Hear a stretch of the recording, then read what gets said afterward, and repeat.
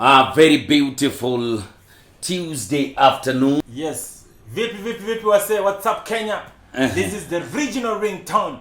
Nobody can panda zayo nuza salvation. Nobody can follow. Yo, these are the Ajalas productions. Don't change the dial here. This is Bonga na Jalans, streaming live from Miale 72, one of the best restaurants back here in the 254. And Miale 72 is located in Ringtone at Amboseli Road. You can do your orders, you can do your picks, and they make some of the best nyama choma. Please nipatie some of those images. Nyama choma, ukitaka wet fry, ukitaka dry fry. Wewe unapenda gani chamba? Unapenda dry fry? Mimi napenda ugali na fish. Ugali na fish. Wako nayo? Wako nayo hapa Miale. They have almost everything. Okay. I'm telling you, you can have some of the best pork ribs. You can have some of the best, and you can order actually. You can actually order and they will deliver it to your house wherever you are. The numbers are out there if you want anything from Miale. Now, let's take it to this big interview that all of us have been waiting for. The interview with the chairman himself. And just to start us up, Corona inakupelekaje mheshimiwa? Mimi nataka kusema tu Corona has been a blessing to me. Corona has been a blessing. You can't say Corona has been a blessing, my friend. For me, kwa sababu watu wanapitia tabu. How is Corona is a blessing? Kwa sababu mimi nimeokoka na najua I'm protected by the blood of Jesus. You are protected by the blood of Jesus. Yes. Now Corona has given me an opportunity to be able to be a blessing to other young people out there, orphans like me. Okay. Yes. Because right now I'm feeding 20 children homes, which I deliver food like every week. I refill for them. Every week? Yes. So every week wewe unapeleka chakula. Every week unapeleka chakula. Every week unapeleka chakula. Na hiyo ndio kazi ya chairman. Wow, kama chairman. Yes. Unapojiita chairman, wewe ni chairman wa nini? Wa cattle dip. Wewe ni chairman wa nini? I am the official chairman of gospel music industry in East and Central Africa. Chairman? Yes. Who headquarter? Headquarter? The headquarter is in Runda. At my house. At your house? Yes. Unajua haiwezi kuwa headquarter haiwezi kuwa kama kwa bahati banana huko ndani. It has to be in Runda. Mungu ako na sababu. Yes. So, ladies and gentlemen, we are talking to the chairman of gospel music. Yes. Whose headquarter is in Runda. Kwake nyumbani. Yes. That's 50 meters from SK Masharia's house. The owner of Royal Media. Yani hapo tunachezana mimi na yeye. Akipiga nduru namsaidia. Nikipiga nduru ananisaidia. Yani tuko hapo. Mungu ni mzuri. Ringtone. Yes. Who elected you the chairman? Me, I was, limited. Immediately I was born. I was ordained like Moses.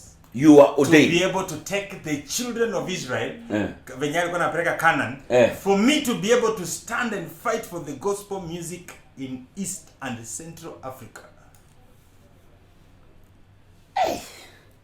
All right.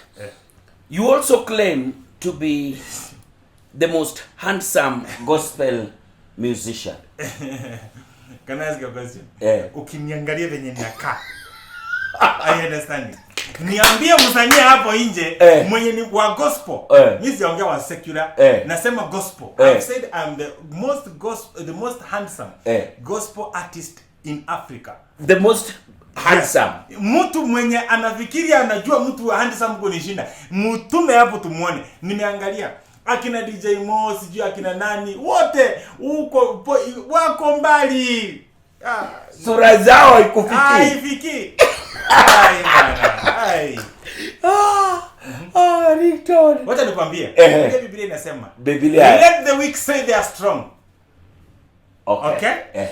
The Biblia inasema I am created in the image of God. Okay. Ukijaribu kuinua kinywa kujaribu kusema Ringtone you are not handsome, unapigana na Mungu. You are not even fighting with me. Wacha tu nikwambie, actually yangu si ya uongo, yangu I am the most. I think God must have created me early in the morning. Wakati Mungu alikuwa ametoka tu amekuja kwa workshop, hakuwa busy. Mind yake ilikuwa fresh. I think God alikuwa ametoka weekend. So let me ask you. Yes. Unaposema you are the what part of your body do you like the most? Not me. I think people say. Watasema hapo. My fans, am I not handsome? Watakwambia hapo. Wewe soma hapo. Uangalie hapo. Hey, all right. You see, Ringtone, there are so many people who do not know you. Yes. So many people do not know your journey. It's true. Wengi tu wamekuja wamekutana na wewe. Unajua mtoto mwenye amezaliwa 2020 2000 saizi yuko 20 years. Okay. Unajua? I know. Yuko 20 years na amezaliwa hajanishinda sana pia lakini nizao endelea. Amezaliwa 2020 is 20 years. They do not know who Ringtone is. Yes. Who is Ringtone? Where do you come from? Who are you? Oh, mimi kama Ringtone, I was thrown away on the street after birth in a box by my mother after she had differed and fought with my father. And after I was picked on the street, I was taken to go live with my grandmother. It's my grandmother who raised me up. Mimi ni mtoi mwenye niligrow nikisafa from kwa shako. Kwa sababu sikunyonya. Babangu alikufa nikiwa 5 years. Nilikuwa naishi na nyanyangu. My grandmother died when I was 7 years old. Wakati nyanyangu alikufa, I ended up going to the street and I became a street boy. Wow. Even becoming a musician, it is the streets that made me to become a musician. Kwa nini? Nikiwa mdogo kabisa, kuna song nilikuwa napenda sana. Ilikuwa inaimba unipeleke kwa mama, kwa baba, natakiwa ni manaki imeona. So, alafu kuna ngoma nyingine ilikuwa inasemanga masikini sina wangu we, nikikosa nguo nitalia sana mama. So mimi nilikuwa nikiwa mdogo, nilikuwa nakuwa mistreated na nanga kando ya barabara naimba. I think ndio talent yangu ilianza. Nilikuwa kando ya barabara kila jioni naimba masikini sina wangu we, mpaka watu wanasimama kunisikiliza. I think talent yangu ilianza hivyo. So I thank God because he allowed me to go to the street. It shaped me to become who I am today. That time inaweza kuwa ilikuwa hard. Ilikuwa I was crying, I suffered. Me I'm a kid who was grown up with rejection, nikiwa na hate. So mimi hizi vitu zote hata ukiangalia online bullying hiyo, me I don't care. Already I have a thick skin. So mimi nasema hivi, I have been a street boy, I've been a shoe shiner, I've been employing selling second hand clothes hapa Kawangware market.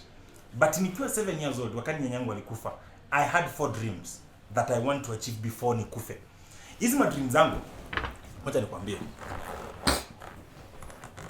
Mimi nikiwa mdogo I had 4 dreams. Nilikuwa nataka ni achieve kabla nikufe. Number 1, nilikuwa nataka nipande ndege. Juu tulikuwa tunaangalia ndege ikipita pale juu. Tunajiulizana na mabeshte zangu. Hiyo ndege inakaanga ni Nissan, ni gari, ni inakaanga aje ukiona karibu. Hatukuwa tumeiona ndege karibu. So mimi dream yangu ilikuwa kwamba kabla nikufe kama kweli Mungu yuko hai, aniruhusu nipande hiyo ndege inapita juu ndio nikufe. Dream yangu ya pili, hiyo kapanda ikaisha. Relax kwanza. Dream yangu ya pili, tulikuwa na ketingi kando ya barabara tunahesabu magari. Ukiona alipo ikipita unasema hiyo ni yangu. Mwenye anasema wa kwanza inakuwa ni yake. I remember tulikuwa tunapigananga na mabeshte. Juu mtu anaweza sema amesikia sauti ya gari ina sound mbaya. Mimi nasema hiyo ni yangu. Ikifika karibu unapata ni sports car. Wanaanza kusema hapana hiyo ni yangu, tunapigana. Kwa sababu wanasema mimi ndio nilisema wa kwanza. So nilikuwa nataka kabla nikufe niendeshe gari yangu, lakini sikuwa na imagine naweza endesha gari mpya. Nilikuwa nataka gari hata kama ni mzee zile za kusukuma ndio inashtuka. Na nikasema kama iwezekani hata nikuwe na gari ya kwenda, basi Mungu aniruhusu kabla nikufe ninunue hata kama ni gari mzee, niweke mahali nitakuwa ninaishi ili wageni wakikuja wanaona nilikuwa na gari. Dream yangu ya tatu, mimi sikuzaliwa kwa nyumba cemented. Nilizaliwa kwa nyumba ya mchanga yenye unachukuanga clay na cow dung. Wanachanganya, alafu unafanya hata na design. Inakuwa na design. So unakandika. So mimi nilikuwa nataka kabla nikufe niishi kwa nyumba naweza osha na maji. Cemented floor house. Juu mimi nilikuwa na machawa, hata nikitoa viatu zangu sasa hivi tunaona maalama za chawa. Nilikuwa natoanga chawa na miiba. You know. So dream yangu ya mwisho, nilikuwa nataka kabla nikufe niende Amerika. Kwa nini? Tukiwa wadogo kuna movies zilikuwa nakujanga vitambaa inawekwa kando ya barabara kwa soko. Tunaangalia movies za kina Jet Li, za kina Rambo, za kina Schwarzenegger. So mimi nilikuwa naulizanga hizi movie by day. Watu wenye ni wanoma hivi wanapigana wanatokanga wapi? Nilikuwa naulizanga naambia watu wametoka America. So I wanted before I die niende America. What do you want to say? I've been a street boy, I've been a shoeshine, I've been employee selling second hand clothes Kawangware. Mpaka mwisho nikafika point and after shortcut ya kuachieve his dreams, ndege, nyumba ya cemented, kwenda America na kukua Sonko. So nikawa natafuta shortcut. Nikasikia Mombasa kuna kwanga na washosho wazungu, wanyenye wazungu. Sasa wanyenye wazungu nikaambiwa ukienda Mombasa wakuoe wanakufanyanga Sonko. Mimi machokora madem walikuwa wananiambianga mimi ni handsome. Hii hata historia kwa handsome haijaanza saa hii. Hata kwa street I used to be the most handsome guy. Kwa machokora I was the most handsome chokora on the street. So machokora madem walikuwa wananiambianga nyewe ni mhandi. So wakaniambia ukienda Mombasa kwanza wewe unachukuliwa na mzungu. So hiyo ikani-inspire nikatafuta njia ya kwenda Mombasa. Na nikaenda pale Kenya Railway Station, nikalilia mtu anakata tickets, akani-introduce kwa driver wa train. The following day niko by saa 2 saa 3 niko Mombasa, nikatafuta njia nikafika beach inaitwa Pirates. So hiyo ndio nilikuwa naulizanga beach. Nilifika Mombasa nauliza beach iko wapi? Mahali wazungu wanakujanga. So nikaambiwa beach, nikafika Pirates. So nilikuwa na imagining nikienda Pirates nitapata wazungu wako wengi. Hata nilikuwa nimejipanga, nilikuwa nimejipanga. Sikuwa nataka kwenda country nyingine, nilikuwa nataka tu America. So nilikuwa nimejipanga nifika Mombasa, hata mzungu, Muitaliano akiniongelesha. Ananiambia, "Hey," namuuliza which country? Akisema Italy nasema, mzungu kama ni wa German akiniambia, namuuliza which country? Akisema German namwambia, "Kama ni America." Yeah. Hello? Yes. Hello? Question ya kwanza ni which country? Which country? Okay. Hello? Which country? Germany? No. Hello? You're making it sound funny. Canada? Canada. America only. Hello? Wait, bro. America? Yes. So basically, my dream, mimi nilikuwa nataka Mungu kama Mungu. I used to tell God, if you know you are alive and you are real, niruhusu niende America. And I start kuishi America. And niruhusu niende America for 1 minute, not 1 hour, 1 minute. Nionje mchanga ya America. Nisikie na test. Na nione miti za America ni kala gani. Mungu akinirudisha Kenya, niweke kwa mahali ninakufa, nitakufa nikicheka, nikisema chokora alienda America, chokora alipanda ndege, chokora alifaulu kwa maisha. Those were my dreams. Basically today I thank God through my talent. Anyway, nimalize hiyo story ya Mombasa. Nikangoja kwa beach the whole day. Ningopata mzungu nikakosa. Visa ikaanza kuingia jioni. Nikaanza kuingia jioni. Nikaona jamaa mwingine Mkenya anauza curios. Hizi badili za Kimasai. Nikajiambia jamaa hizi vitu anauzia wazungu. Maybe nikibonga na yeye anaweza niambia vile wazungu wako wapi. Wamama wazee. So jamaa nikamapproach. Kwanza alikuwa Mkamba. Huyu jamani because nitoka Pirates nikatembea, nilikuwa na maji maybe wazungu wako huko mbele. Pirates ukitoka alafu nikafika White Sand ukienda paka Travelers. So nikafika Travelers. Nikapata jamaa ameweka curious hapo kama vitu. Huyo Mkamba sasa. Nikamwambia baba, mimi natafuta mzungu. Nikamwambia ukinisaidia, I swear nikienda America sitakusahau. Nikirudi nitakuwa nakuletea vitu. Huyu jamaa kaniangalia kutoka juu mpaka chini. Akiniambia wewe kijana, wewe ni mdogo sana unafaa kuwa shule. Kwani unatafuta mnyanya mzungu? Nikajiambia huyu jamaa lazima nimguze roho. Lazima niombe life story yangu.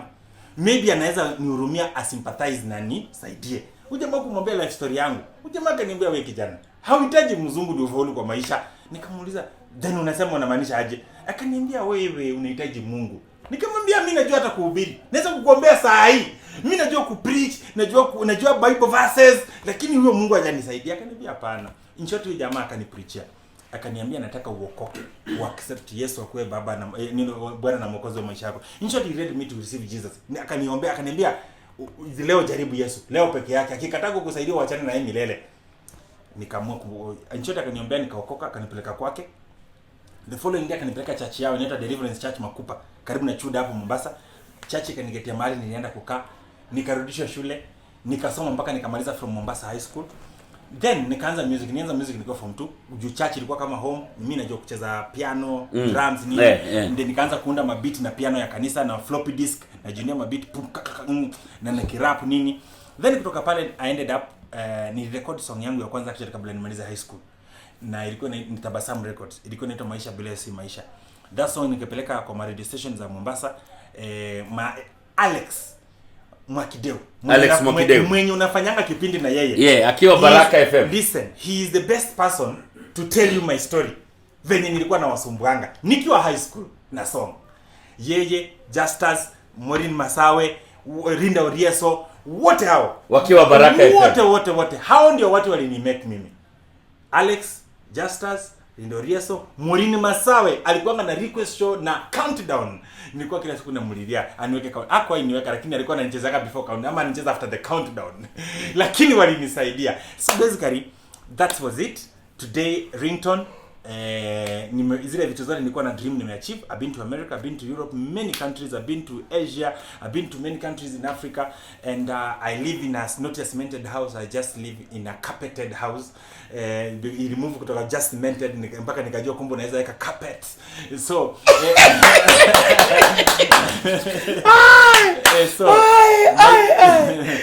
guys, now this is the story of Ringtone that most of you have never heard. From Achokora in Eldoret, chini ya basi akikuja Nairobi, kutoka Nairobi paka kwenda paka Mombasa, kutafuta nyanya mzungu mzee, kukutana na huyu jamaa Mkamba mwenye alimpeleka kanisani na kumhubiria, akapokea Yesu kama Bwana na Mwokozi wa roho yake. Akaenda kamaliza shule, akiwa form 2 akiwa anatafuta Mwakideu, anamtafuta Masawe, anamtafuta Linda Oriaso na kina Justus ili kumchezea tu ngoma yake. All these 3 dreams have come true. Ako na gari ngapi sasa? Focus. You are Focus. Yes. Car number 1 V8 white in color.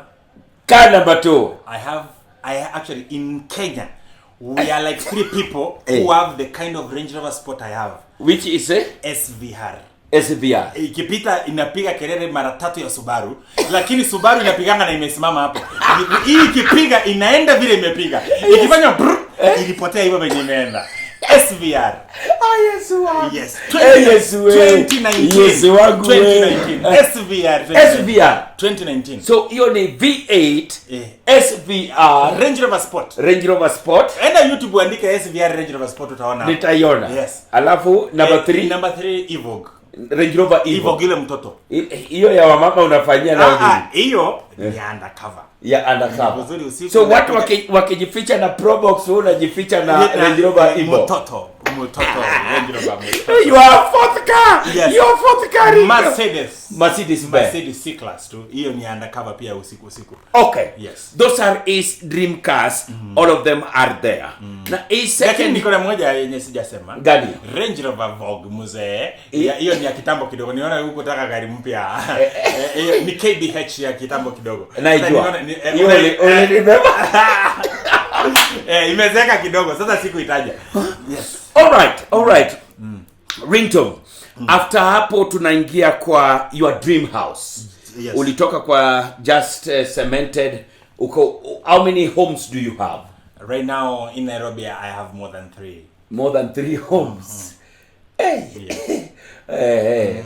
Oh, please. Na pia niko ya Kisii, niko Eldoret. Your residential home? 2. Karen Runda. Katikati. Hii ya tatu does not matter. If you already have Runda and Karen, that is the epitome of living. Yes. So how many times have you been to America? My first time to go to America, I stayed in America for 8 months. 8 months. Mpaka nikajua kuongea like America. Nikaongea Kiswahili ikaisha, change twang, nikajua kutwang. Mpaka nikajua yo man, you know that's what's going down. Hiyo yani, my first time. So nimeenda mara mingi sana. Actually, let me tell you. The first time I went to America, nilienda na visa inaitwa exchange visa. Inaitwa J1. Nilipatiwa mpaka social security number. As we speak, I own a bank account with the Bank of America. Okay. Yes. Number 3 ilikuwa ni ilikuwa kuishi nyumba nzuri, gari nzuri, kwenda Amerika, kupanda of course ukienda Amerika ulipanda ndege. Baba ndege nazi haya siku hizi. Una haya ndege siku hizi. Naenda. All right. Okay, good thing. But Ringtone, God has blessed you this much. Yes. Why are you not married? Wasichana wengi wale ninapata wanataka fame, wanataka pesa. Wanataka fame na wanataka pesa. Yes. Kuna wakati ulifanya audition ya wanawake. Yes. Kwa hao wote haukuwahi pata mwanamke? Walini confused. Walikuja hundreds in thousands. So kutoka Thika nilipata kama 50,000, kutoka Nyeri kama 20,000, kutoka Nairobi kama 200,000, kutoka Kisumu kama 5,000, kutoka Mombasa kama 20,000. So awoni ukioa walinichanganya. Mpaka Instagram yangu ilihang. Watu wanauliza kabisa, wanasema Zari, uliza juu ya Zari. Zari. Zari mimi. Ngoja kwanza. Guys. This is very hot. Ringtone, we are now talking about marriage. We are talking about his marriage now. Why are you not married? Because I decided. Wasichana nimeona, wasichana wanawaona, lakini mimi ule mdemu ninatafuta ndio sijapata. So ulikuwa unatafuta Zari, ukapeleka Range Rover, ukapeleka sijui ng'ombe. What happened? Alikukataa. Unafurahia sana. Nafurahia nini? Kama niko na maheta na wewe ndio number 1. Unafurahia venye nilikataliwa. Yaani wewe unafurahi nilikataliwa baada ya kukasirika kama boy child. Zari. So Zari, mimi Zari sikuwa nataka kuoa Zari vile. Zari niliona Diamond amemwacha. Na Zari ana complain, anasema amekuwa heartbroken. Mimi kama mtumishi wa Mungu, kama pastor, nikaona encourage. My first post nilipost nikasema, Zari, mimi najua umeachana na Diamond. Mshasema nyi wenyewe. Nikamwambia kama unatafuta mwanaume aweze kukuheartbreak ni Yesu. Nikamwambia mimi kama Ringtone nakupenda kabisa venye Yesu anakupenda.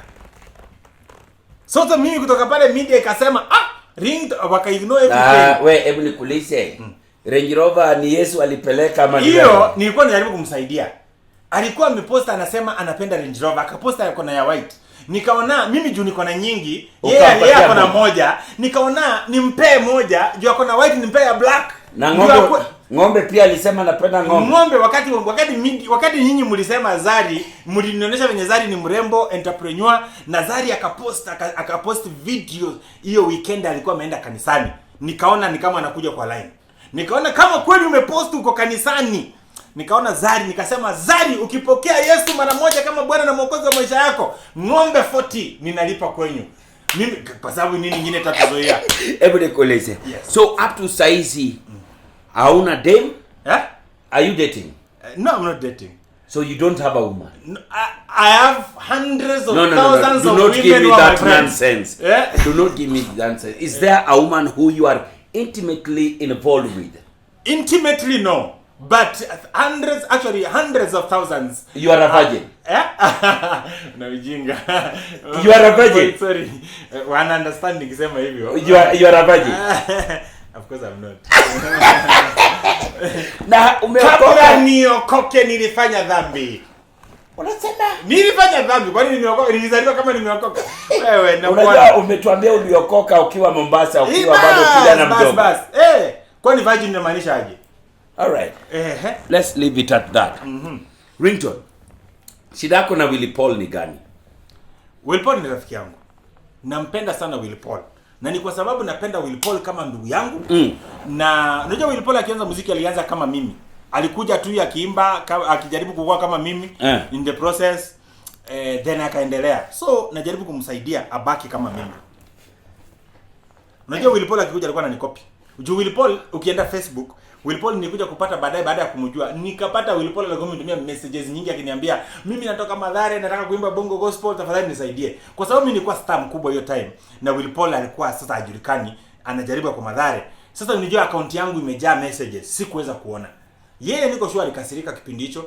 Saa hii venye yeye ni Willy Paul, niko sure kuna hundreds of thousands ya mavijana wamemdm na hajaona message. The gospel industry imekuwa ikiteremka, too much controversy and everything. Kuna controversy mingi ndani ya gospel hata kuliko secular. Na wewe kama chairman, what is happening? Nataka niseme kwamba wakati Mungu anataka kubadilisha vitu, lazima anaruhusu vitu zikuwe hivyo ndio abadilishe maneno. God is in the process of cleaning up the house. Mimi bado nikiangalia kama bahati Mungu atatoa. Alright, nipatie list ya watu Mungu anaenda kuwatoa kwa nyumba. Number 1 umesema Willy Paul ashatolewa. Willy Paul out. Ameshaenda. Number 2 Bahati anaenda. Bahati anatoka. Yes. Number 3 wengine nani huyu alikuwa anaitwa nani huyu? Nani? Kim Dani pia niliona. Kim Dani alitolewa. Wanatoka wanaenda. Akina Mr. Seed I think wanatoka. Unajua uwezi kuwa naimba gospel na unaweka nywele pink na wewe ni mwanaume. Haiwezi. Mungu anataka watu wako decent. So God is cleaning the house. He's cleaning the house. Very soon hawa vijana wote nimekutajia walikuja wakatupata gospel tumeiweka mzuri. Daddy Owen anaimba kerero akiwa amevalia gunia. System ya Kapungala ako sawa. Jimmy Gate hura tete tuko fresh. Wanipata mimi naimba Pamela niko innocent. Wakatupata pages za Bible Juliani anaimba tunajua ni wa ghetto lakini ako na discipline. Hao vijana wote wakakuja hapa. Ma DJ wakaanza kutupiga vita wa gospel. Wakaanza kuona nyinyi mmekaa sana wacha tuwaletee group mpya. Wakaleta group iende Bible school, group iende kanisa, group kanisa yao ni waangalia kama song yao inacheza, hawajai pray, hawafanyi fasting, hawajui mambo ya Mungu. Wao waliona tu kuna pesa kwa gospel. Ringtone kwanza hao vijana wote walisikia story yangu. Chokora anaendesha Range Rover. Wakasema tuende hapo gospel tuokote pesa. Wamekuja hapa sasa wameangalia, wameona Ringtone ameenda Runda, wamekaa sana, wameona ni kama ikanyiki, wameona waame kwa dunia. So nawaambia tafadhali harakisheni hama muende kwa secular. Watoke. Ringtone, I've been in this industry. Nimekuwa kwa industry. Najua Skiza inalipa aje. Najua MCSK inalipa aje. Najua nini nalipa aje. Naweza kukwambia. Wewe ni msanii? Mimi ni msanii. Wewe msanii? Mimi msanii. Wewe ulilipwa the last amount ya MCSK ulilipwa ngapi? 2100. Bas. So wewe na hii nini? Skiza ulilipwa ngapi? Pesa yako. Nani inakujua wewe? Pesa yako. Inajua vile unakuja. Wewe ulilipwa pesa ngapi ya Skiza? Pesa yako. Ringtone, pesa yako. Mimi hii industry mimi nishajua. Nisha book ma artist, nishalipa ma artist. Pesa yako, pesa ya usanii hapa Nairobi. Yes. Haiwezi kununulia nyumba Runda, na haiwezi kununulia nyumba Karen, na haiwezi kununulia Range Rover 4, na hii maisha unaishi. Na haiwezi kununulia hii sasa hii umevaa. Karibu hii ni 1 million dollars. Kabisa. Sasa acha nikwambie. Wewe unatoa pesa wapi? I'll tell you. Watu wanasema wewe ni mwizi pia. Mwizi wa? Wewe ni mwizi tu. Kwa nini? Nimeiba nini? Hebu niambie. Nimeibia nani ameripoti akona obi nimemuibia? Hakuna. Nimeiba baba. Kuna rumors tu kuna ukora fulani unafanya pale. Sijui. Mimi ukora yangu acha tu nikwambie. Nipatie ukora yako sisi pia tujue hii kazi yako ni gani. So unataka kuwa milionea kama mimi? Kabisa. Basi hiyo sitambi. Okay, what do you do? How do you make your money? Nitawapatia hint. Mimi sitawaambia sana. Nilihit na gospel ina bamba. Nilikuwa natamani ni win awards za Groove Awards, sikuwin. Nikakuja nikahit na Pamela. One of the best songs that I've ever pushed myself personally. Asante. Actually wakati tulikuwa Radio Africa, you are the one who put the song there for me. You looked for me. Asante. You looked for me, you told me it's a good song. Yeah. Tukakutana Kenya National Theatre. Na tukaenda na wewe ukanipeleka hapo. When you introduced me to Radio Africa. Yes. Thank you. Now, Pamela became one of the biggest gospel songs. Mkiwa na SK Blue. Yes. I anticipated, I hoped that I was going to win an award. That time Groove Award was the biggest award. Then Daddy Owen took all the awards. I was very discouraged. The media asked me, what do you think? I said it's unfair for Daddy Owen to win all the awards. Because when you, the media, say that gospel music is doing well, it is not a one-man show. In Kawambia, I expected Jimmy Gate to win one. At least I win another. If Daddy Owen will win 2, 3, at least I win something. Because we have all of us as a team contributed to make the gospel what it is. Ukienda unaenda kwa club, si ni ngoma za Daddy Owen zilikuwa anacheza peke yake. Ulikuwa unasikia Pamela, unasikia Mwadhara, unasikia you know all these gospel songs. Kabisa. So then that heartbroke me, and the owner of Groove Awards, mimi na yeye tukakosana. Wakati tulikosana, he used to be like the only person running Safaricom events. So ikakuwa mimi haezi niita. I had to go and seek the face of God. Na nikauliza Mungu, what is it that I can do?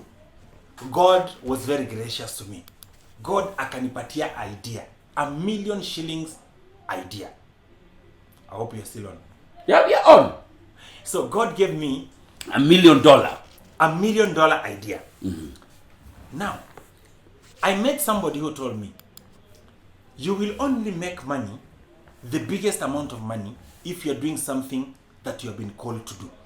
Nikajiuliza, have I been called to win awards? Nikaona no. Nikaona God allowed me to be a street boy so that I can be able to motivate young people. Nikaanza kwenda my high schools. In 1 week, I could visit 10 high schools.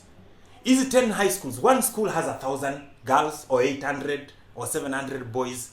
Mimi nilikuwa naendanga kwa hizo mashule. I tell them my story and I tell them, if God brought me this far, he can do what he can make you go far. You used your testimony now. Yes. Na nawauzia ma CDs. I used to sell my VCD, iko na ma video zangu zote collection at 150 shillings. Only. I could go to a high school, iko na 1,000 students, they buy all of them, especially girls. Girls schools walikuwa wananuanga wote. Nilikuwa na ma CD na ma t-shirts. Ninakwambia I used to go to a school, hakuna shule yote kubwa. Mimi nakumbuka paka posters zako. Yes. Mpaka nilikuwa na maposta zangu sasa pia. Nauza, najaribu kutengeneza more merchandise. Nauza, unapata poster yangu nilikuwa nauza 50 bob. Na nimeiprint, ukiangalia nimeprint 1,000 pieces at 3,000 shillings. So that means one poster ni 3 bob. Na mimi nauza 50 bob. So nilikuwa nauzanga yani every week. Nilikuwa naenda kwa one school nauza all 1,000 posters. Unapata kama shule iko na national school iko na 1,300, 400. I sell me I used to make per week. Nilikuwa naenda shule moja sitokangi na less than 70 to 100 to 150. Nakumbuka kuna shule inaitwa Karoti Girls. Iko Mwea. That school iko na ma streams 666. Hiyo shule iko na wasichana karibu 1,500. They bought everything that I had. Walinunua poster zote. Every student bought my poster because I went there on a Saturday evening. Nilienda kwa fellowship. Hawakuni expect. I just went there. Nilikuwa natoka Meru. You partner akaniambia tuko na fellowship leo usiku. Nikaenda nikapeana testimony. Akawaambia you will buy tomorrow. Because hizo vitu nilikuwa nazo hata zimeisha. Akawaambia waandikishe kila class. Unajua wako na list ya kila class ile wanatikiwanga hivi your present. Ninakwambia every student in that school bought. Nilitoka na over 300,000 in one school. The teachers were shocked. Wakasema, you girls, you tell us as your teachers that muko na 300,000 in your dorm. Are you understanding? I collected money. I will tell you. I remember nikienda Kangubiri Girls. Kangubiri Girls nitoka kama 150. Kipsigis Girls ni 210,000. Kipsigis Girls in so Kericho. I made millions. I made money. All these musicians sijaitaka kuambia kwa sababu wako na kierere. They think kwa kudunga kanini uanze kujidunga vipuli uende hapa town udunga siju pake nywele rangi ndio una make pesa. No! Ukienda Kipsigis Girls kama umepaka pink, principal hata kuruhusu. Ukienda Kipsigis Girls kama umevalia earrings na wewe ni mwanaume hautapita hata gate. I understand. So the reason why I have a decent image. Mimi swagi yangu tu peke yake ni kupiga hiyo watch, kupiga hivyo na kupiga miwani. Na hii miwani ikifika pale kwa shule natoanga. Hii nadunga tu nikiwa town. But I made money, Jalas. I made a lot of money. That is how I bought my first V8. Ilikuwa V8 engine ilikuwa Nissan Patrol. Nilinunua na pesa ya my high schools. Nakumbuka Nissan Patrol yako? Yes. Pesa ya high school students. Wow, guys. Now that's what we are talking about. Ringtone, hustle, and what he has been doing. What have you done with yourself? What is this $1 million idea out there that you're planning to do for yourself? Now, let's move things very fast a bit because we've been running for almost an hour now. Your new song, Ringtone. Your new song, Zoya Kupigwa Mawe. Okay, my brother, before I speak about Zoya Kupigwa Mawe, nataka kuongea. People ask me, how did you come to live in Runda? I want to explain to them how I got my first house in Runda. Nilikuwa naishi Westlands kwa apartment. Nilikuwa nalipanga 65,000 shillings a month. Then that was in 2012. Then siku moja nikaitwa na Eugene Wamalwa. Eugene Wamalwa ndiye alikuwa amefanya Minister for Justice na Kibaki. Akakuwa ako na homecoming iko Kitale. Alienda Kitale akauliza niite msanii mgani, wakasema ita Ringtone. Nikaenda Kitale Kenyatta Stadium. nikaenda nikaimba song yangu natumia talanta. So nilikuwa natumia talanta yangu. So nikifanya hivyo, the whole stadium it was full. Wanafanya exactly kwenye nafanya, unaona, nipe mabawa. So nikifanya hivyo, so nipeperuke. Yes. So kulikuwa the guest of honor was Uhuru Kenyatta. That time he was the minister for finance. Na alikuwa best ya Eugene. Now, na kulikuwa na Yvonne Kamati. So those are the 3 people there. So nikapanga kwa stadium mpaka Uhuru akasimama na Eugene wakaanza kufanya kama mimi. Walikuwa actually I had 3 dancers on stage only. Eugene on this side, Uhuru Kenyatta on this side, Yvonne Kamati hapo katikati. Those were my dancers on the stage in the stadium. Wakabambika sana na psyche yenye ilikuwa kwa hiyo stadium. Tukaenda Eugene kwa Eugene Omalo kula lunch. Uhuru Kenyatta, the current president of the Republic of Kenya, he approached me. I never approached him. Hata sikuwa nataka ufala yake. He came to me. He came to me. Akaniambia umenibamba sana. I didn't know this song. Kwanza akaniambia hiyo song nimtumie kwa simu yake. Nikamtumia hiyo talanta kwa simu yake hapo. Tukafanya bluetooth. Simu yake ya Samsung. Alikuwa na simu ya Samsung. Ulitumia Uhuru Kenyatta, the president of Kenya wa saa hii. Nilimtumia kwa simu kwa Samsung na bluetooth. Nikamtumia hapo saa hii, nikamwambia imeisha. Ndio hiyo akafinya ibas. Now let me tell you what happened. Thereafter, urafiki yetu kaishia hapo. I was paid 200,000 for performance in that day kwa hiyo stadium. Nikalipa 200,000 yangu, nikaenda njia yangu, nikakuja Eldoret, nikapanda ndege, nikarudi Nairobi. Then after kama 3 months ikakuwa Uhuru Kenyatta ana launch chama ya TNA. Ikakuwa ule jamaa wa groove mwenye tulikuwa anipendi, mimi nampenda sana, yeye anipendi, Kevin Mulei. Ikakuwa yeye ndiye amepewa contract ya kuorganize TNA. Akawa ameita wasanii, ameita Jua Kali, ameita kwa gospel, ameita kina DK, akina nani. Sasa ikakuwa Uhuru before apeane speech yake ya ku launch TNA lazima ange dance ndio aonekane ako na moves. Na Eugene ndiye alimpea hiyo idea. So wakakuja usiku saa 7. Wakiwa mpaka na Bruce Diamond ndiye alikuwa na coordinate, lakini event organizer alikuwa ni Kevin Mulei. Saa 7 usiku I can never forget in my life. Nilikuwa nimelala. Mimi nilikuwa nimelala kama saa 5. Nikaona simu yangu ikilia, inalia. Nani anipigia simu? Kevin Mulei. Nikaona yeye anipendi, nikasema akwende, sikuchukua simu yake, kama 5 sikuchukua. The next phone call zikalia yeye Bruce Odhiambo, nikasema ananipigia usiku ndampigia kesho. Akipiga nasema please text. So the third phone call nikaona Eugene Wamaru amepiga kama mara 3. Hiyo nikamwambia boss. Akaniambia ni aje Ring, how are you my brother? Akaniambia boss wants to talk to you. Hiyo time Uhuru tulikuwa tunamuitanga boss. Uhuru akaniambia how are you my brother? Mzuri sana. Ile nyimbo yetu ile ya Kitale, that is the song I want tomorrow. Na wao walikuwa shapanga event, wamechukua mfanya muda mrefu. Sasa kutoka pale ikabidi they had to beg me for me to come. Otherwise event organizer, the owner of the event wants me. Sasa hapo that's the fight, nilisikia mzuri sana. Sasa kutoka pale kutoka pale baada ya kuniambia hivyo Eugene akaniambia you will talk to Bruce. Bruce akanipigia sasa, nikachukua nikamwambia how are you Bruce? Ni usiku sana, nilala mapema, nimechoka. Akaniambia please speak to Kevin Mulei, he's the one coordinating everything and you must perform, you're performing before boss Uhuru Kenyatta. Sasa Kevin Mulei akanipigia, nikamwambia uko na 200 nikamwambia uko na 300,000. Akaniambia bro please come, tuko na 50. Nikamwambia ninaweza kukubali 250. So in short kutoka pale wakakubali kunilipa 250,000. The following wakaniambia you must be here by 11. Nikamwambia boss anapeana speech saa ngapi? Akaniambia boss atakuwa anapeana speech saa 9. Nikasema nitakuja wakati yako karibu kukuja. Hiyo saa 5 siwezi. Unajua umenipigia late. So the following day mimi nikakuja, nikaona wakati Sonko anaingia ndio alikuwa best yangu, tukaingia na Sonko. Nikakuja hapo, then nikapiga hiyo shoot kati nipema tukaroga sana hiyo KICC. Then nikafika time ya kulipwa. Unfortunately I was never paid. I went back to Eugene Wamalwa, nikamwambia I have not been paid. Eugene akaniambia, Eugene Wamalwa and Yvonne Kamati, they told me something. Achana na hiyo pesa ulikuwa ulipwe. Akaniambia look forward. Akaniambia go come up with an idea. Come up with an idea, you give boss. Boss will give you more money. Nikaenda, ukiona anywhere you see in Kenya, you know somebody has invented something. Ukiona ma road show track zenye ziko na mapicha za watu. Are you understanding? Picha za watu, naona ma road show track na brandio picha za watu. Somebody invented that idea. And I want to tell you that idea ili-inventiwa na kijana wa Nairobi University alikuwa best yangu, nilimwambia niandikie proposal. Ndiye akanikamia na hiyo idea, akaniambia unajua roadshow track, akaiweka picha ya unye nini. So anyway, Uhuru started giving me 1 million shillings every day for over 120 something days.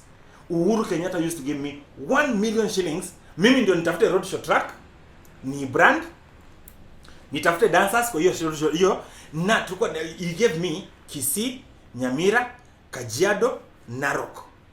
Na after that akakuja akanipatia Machakos na Kitui. So tulikuwa naenda every week, we go to that region. I look for all the top musicians in that region. I am the one to negotiate, nitawalipa pesa ngapi, I'm the boss. Napewa 1 million na naambia make sure it happens. I used to speak to Uhuru Kenyatta every evening. Alikuwa ananipigianga mimi kuniuliza how it went. I used to 1 million nikipatiwa, naweza kuambia ndevu zangu zimea because hata nilikuwa na pesa nyingi. Tunaanza by 8, sina time ya kwenda kwa bank. I made a lot of money because nilikuwa na spend tuseme kama 300 400 per day. So I used to save 600 700 per day for over 120 something days. Na hapo katikati ujue there are more days nilikuwa napewa pesa nyingine za vitu zingine. Ikafika mahali I had to connect two roadshow tracks at the same time.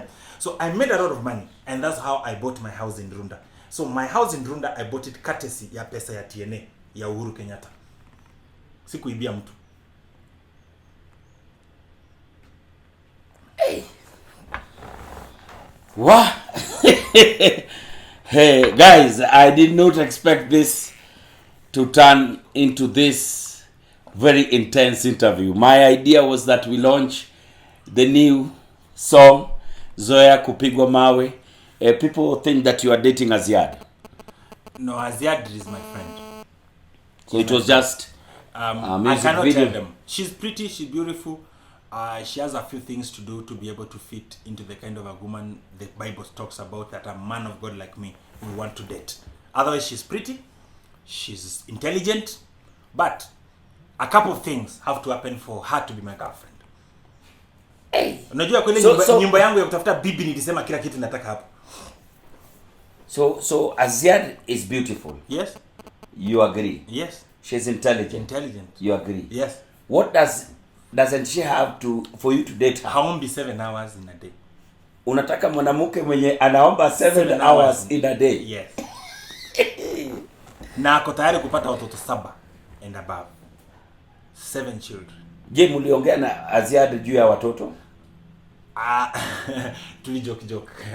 Like ukajua huyu haizi pata watoto 7. Ni Mluya anaweza ataka, lakini hiyo Aziad alipigwa kwa hiyo 7 hour prayer. Alikuwa anasema yeye anaweza omba 1 hour. Unataka mwanamke mwenye anaongea 7 hours? Anaomba na speak in tongues. Aje sasa 7 hours. Shente mahundo kashote. Kereshe koresho kontanta. Mereshe kontia shataka. Areshe hallelujah. Nijua wewe understand hii language kwa sababu wewe ni mtu wa bar. Jalas, wewe ni mtu wa bar. Watu wa bar hawezi understand hii language ya mbinguni.